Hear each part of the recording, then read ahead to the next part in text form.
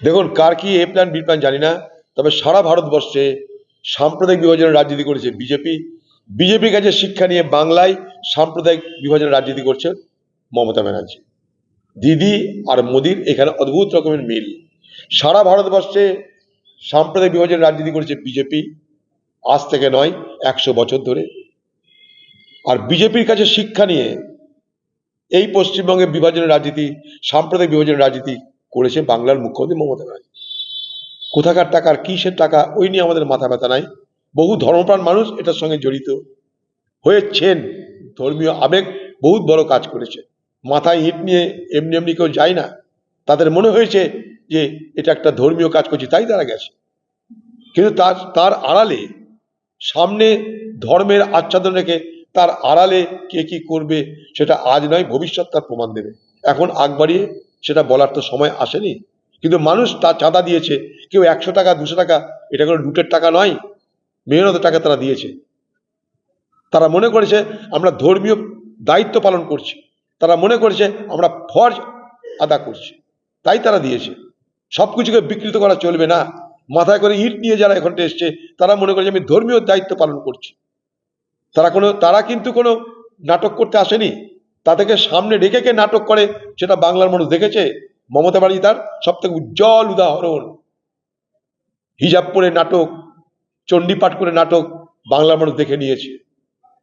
কিন্তু যারা প্রকৃত ধর্মপ্রাণ, সে হিন্দুই হোক আর মুসলমানই হোক, তাদের ধর্মপ্রাণের মানসিকতা নিয়ে, ধর্মীয় আবেগকে নিয়ে কখনো বাজে কথা বলতে নেই। সে বিজেপিকেও বলবো, টিএমসিকেও বলবো, সবাইকে বলবো। তা আগেও বলেছি, মনে করুন আমার একার দ্বারা সব কাজ হচ্ছে না, রাজ্য সরকার মনে করলে আরেকটা দিতে পারে সহায়ক। বিএলওদের চাপ আর দিবে কে? বিএলওদের উপরে চাপ দেবে রাজ্যের সরকারে, যেখানে যে সরকার সেখানে যে চাপ দিবে। কেন্দ্রে একটা চাপ কি, এদিক ওদিক করলে তোমার চাকরি যাবে। রাজ্যের চাপ কি, যা বলবো তার ভোটার লিস্টের নাম তুলতে হবে। বিএলওরা পড়েছে এই জটিল পরিস্থিতিতে। রাজ্যের তরফ থেকে তাদেরকে বলা হচ্ছে যা বলবো তাই করতে হবে। মরা জীবন্ত নেই, থাকা দেখানো যাবে না। আবার নির্বাচন কমিশন বলছে আইনের বাইরে, নিয়মের বাইরে কাজ হলে তোমাদের কেস হবে। এই জায়গায় দাঁড়িয়ে বিএলওরা বড় সমস্যায় পড়েছে। তার জন্যে কাজের ভারের যেমন একটা সত্যতা আছে, পাশাপাশি প্রচন্ড কাজের চাপ, এটা একটা অজুহাতও আছে। ভয় থেকে বাঁচতে, বিপদ থেকে বাঁচতে, আবার রাজনৈতিক চাপ থেকে বাঁচতে। তারা রাজ্য সরকারের অধীনে কর্মরত কর্মচারী। রাজ্য যদি মনে করে তাদের বিরুদ্ধে বদলা নেবে, তারা কোথায় যাবে? তারা দেখতে পাচ্ছে পশ্চিমবঙ্গে ডাক্তার, শিক্ষক, কারো প্রতিবাদে রাজ্যের কোনো কর্ণপাত হয় না। ফলে পশ্চিমবঙ্গের আজকে কর্মচারী কুল তাদের রুটিরুজির জন্য, সংসার পরিচালনার জন্য প্রচণ্ডভাবে ভীত হয়ে প্রতি বিষয়ে রাজ্য সরকারের কাছে তারা আত্মসমর্পণ করছে। দেখুন, আমি আগেও বলেছি, আজও বলছি যে 100 দিনের কাজ কিন্তু এটা আইনি অধিকার মানুষের। যেদিন থেকে কাজটা বন্ধ করেছিল সেদিন থেকে না এই রাজ্য করে আন্দোলন করেছে, না কখনো আইনি পরামর্শ নিয়ে বিচার ব্যবস্থার হস্তক্ষেপ চেয়েছে।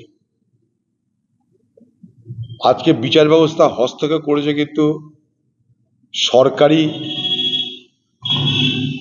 প্রচেষ্টায় নয়, বেসরকারি একটা সংগঠন, শ্রমিক কৃষকের সংগঠন, গরিবদের একটা সংগঠন, দুর্বল মানুষের সংগঠন, তারা সুপ্রিম কোর্টে গিয়ে আবেদন করেছিল যে আমাদের 100 দিনের কাজ কেন কেড়ে নেওয়া হলো। হাইকোর্ট বা সুপ্রিম কোর্ট তারপর এই 100 দিনের কাজ মানুষের কাছে ফিরিয়ে দেওয়ার জন্য আদেশ দেয়। সাধারণ মানুষের প্রতিবাদে কিন্তু 100 দিনের কাজ আইনি জটিলতা কাটিয়ে যখন ফিরল, সব থেকে আগে ঢোল বাজাতে লেগে গেল তৃণমূল, তাদের জয় হয়েছে বলে। ঠিক এইভাবেই সিঙ্গুর কাণ্ডেও মানুষের প্রতিবাদ সুপ্রিম কোর্ট পর্যন্ত পৌঁছানোর পর যখন মানুষের দাবি সেখানটা স্বীকৃত হলো, তখনও সেই জয়ের ভাগিদার হয়ে সমস্ত জয় তৃণমূল নেত্রীর, তার জন্য প্রচার শুরু হয়ে গেল। তাহলে প্রচার যখন প্রয়োজন, তখন যখন তোমার কৃতিত্বের প্রয়োজন, কৃতিত্বের প্রচারের যখন প্রয়োজন, তখন তুমি সব থেকে আগে এগিয়ে আসো। কিন্তু লড়াই করা যখন প্রয়োজন তখন তুমি সব থেকে পিছিয়ে যাও। যদি কোনো কারণে কেন্দ্রীয় সরকার বদমাইশি করে হোক, ষড়যন্ত্র করে হোক, বাংলার মানুষদের অধিকার কেড়ে নিচ্ছে, পার্লামেন্ট খোলা আছে, তোমাদের এমপিরা কি করছে? তুমি এখানে কলকাতায় বসে কেন? তুমি হেলিকপ্টার করে, প্লেনে করে তো কুচবিহার ঘুরে কি হবে? দিল্লি যাও, এখানে বিহার না করে দিল্লিতে মানুষের আহারের জন্য চেষ্টা করো। এখানটায় ষড়যন্ত্র না করে দিল্লি গিয়ে আন্দোলন করছে না কেন? কোর্টের হস্তক্ষেপ দাবি করছে না কেন? যদি কোর্টের আদেশকে অমান্য করে, কোর্ট তাহলে কন্টেম্প করবে, তার জন্য তুমি কোর্টে যাচ্ছ না কেন?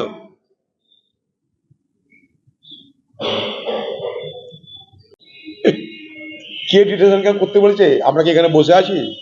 মুখ্যমন্ত্রী চাইলেও ডিটেনশন ক্যাম্প এখানে হবে না, সব মেরে এমনি ভেঙে দেওয়া হবে।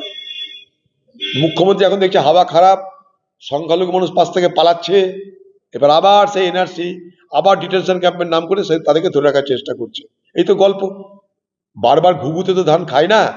এবার পশ্চিমবঙ্গের সংখ্যালঘু মানুষ, যাদেরকে মুখ্যমন্ত্রী বলেছিল দুধের গাই, সে দুধের গায়ের লাত ওর মুখে পড়বে। রাজ্যের দায়িত্ব তো না, এটা রাজ্যের দায়িত্বের মধ্যে পড়ে, কারণ রাজ্যের সব সংস্থাগুলোর হাতেই সবারই নথিপত্র। এখানকার মিউনিসিপ্যালিটি, এখানকার কর্পোরেশন, এখানকার হেলথ, এখানকার বার্থ সার্টিফিকেট কে দিবে? রাজ্যকে তো দিতে হবে। রাজ্য দিলেই ঝামেলা মিটে যাবে। এটা রাজ্যের দায়িত্বের মধ্যে পড়ে, এটা কাউকে দয়া করা নয়। যখন রাহুল গান্ধী এটা নিয়ে প্রতিবাদ করেছিল, আপনি চুপ ছিলেন। যখন রাহুল গান্ধী ভোটের অধিকার যাত্রা বার করলো বিহারে, আপনি চুপ ছিলেন, কোনো সমর্থন করেননি। যখন বিহারে রাহুল গান্ধী বা নেতৃত্বে বা অখিলেশ যাদবের নেতৃত্বে, এই আমাদের লালু প্রসাদ যাদবদের নেতৃত্বে, হ্যাঁ, তেজস্বী যাদবের নেতৃত্বে যখন ভোট হচ্ছিল, তখন বিজেপির বিরুদ্ধে কাউকে ভোট দিতেও বলেননি আপনি। বিজেপি ভোটে জেতার পর আপনি বিরোধীদের সমালোচনা করতে ছাড়েননি। আপনি কার? আপনি কখনো বিজেপিকে ডিস্টার্ব তো করেননি। এসআইআর নিয়ে কখনো বিজেপির বিরুদ্ধে কথা বলেছেন? আপনি বলেছিলেন না এসআইআর করতে দেব না, আমি থাকতে কিছু হবে না, রক্তগঙ্গা বয়ে যাবে।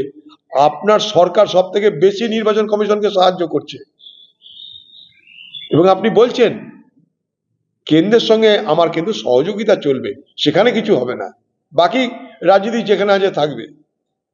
আজকে পশ্চিমবঙ্গে এসআইআর হচ্ছে শুধুমাত্র আপনার সহযোগিতায়, আপনার সরকারের সহযোগিতায়। আপনার সরকারের কর্মচারী এসআইআর করছে, অথচ আপনি বলেছিলেন এসআইআর করতে দেব না। আপনি বলেছিলেন, আপনার দলের লোকরা বলেছিলেন রক্তগঙ্গা বইবে। আপনি বলেছিলেন ওয়াকআপ ওয়াকআপ আইন চালু করতে দেব না। সবই প্রথমে আপনি উত্তেজিত করেন মানুষকে, সবই মেনে নেন আপনি, কারণ আপনি কখনোই চান না বিজেপির সঙ্গে আপনার প্রকৃত অর্থে কোনো সংঘাত হোক। তাই এ বাংলায় ওয়াকআপ নিয়ে অনেক আওয়াজ উঠেছে, অনেক ঢোল বাজালেন, অনেক চিৎকার চেঁচামেচি করলেন। ওয়াকআপের জন্যে আজকে মুসলমান সমাজের মধ্যে কি রকম দুশ্চিন্তার ছায়া পড়েছে আপনি তা দেখার চেষ্টা করুন, তা তো করছেন না আপনি।